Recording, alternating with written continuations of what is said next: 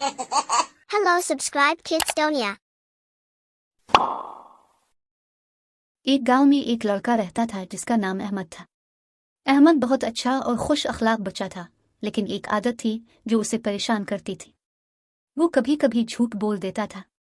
एक दिन अहमद ने अपने वालिद को कहा कि वो अपने दोस्तों के साथ खेलने जा रहा है, लेकिन हकीकत में वो खेतों में गया जहां उसने खेलने की इजाज़त नहीं ली थी।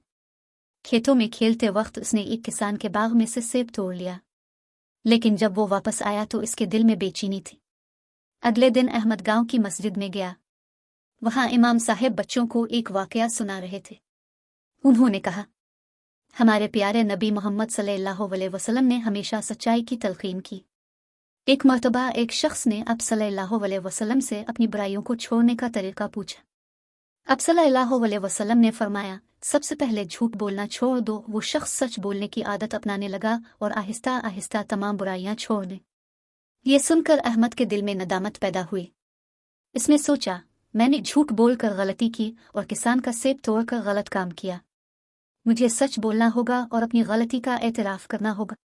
अहमद फौरन अपने वालिद के पास गया और कहा, अब्बा जान, मैंने आपसे झूठ बोला और किसान के बाग से सेब तोड़ा। मैं माफ़ी मांगता हूँ। अहमद के वालिद ने इसे गले लगा लिया और कहा, बेटा, सच्चाई की ताकत यही है कि ये दिल को सुकून देती है और गलतियों से सीखने का मौका देती है। अहमद अपने वालिद के साथ किसान के पास गया, सेब वापस करने के लिए और माफ़ी मांगने के लिए। किसान ने अहमद की सच्चाई और माफ़ी मांगने की आदत को सराहा और कहा, बेटा, तुमने अपनी गलती तस्लीम करके बहुत बड़ी बात की है। अल्लाह तुम्हें हमेशा सच्चाई के रास्ते पर रखे। इस दिन के बाद अहमद ने झूठ बोलना छोड़ दिया और हमेशा सच्चाई पर अमल किया।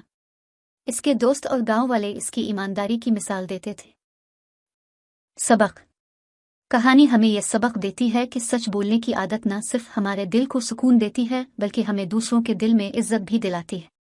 अल्लाह ताला सच बोलने वालों से मोहब्बत करता है। Subscribe Kidstonia.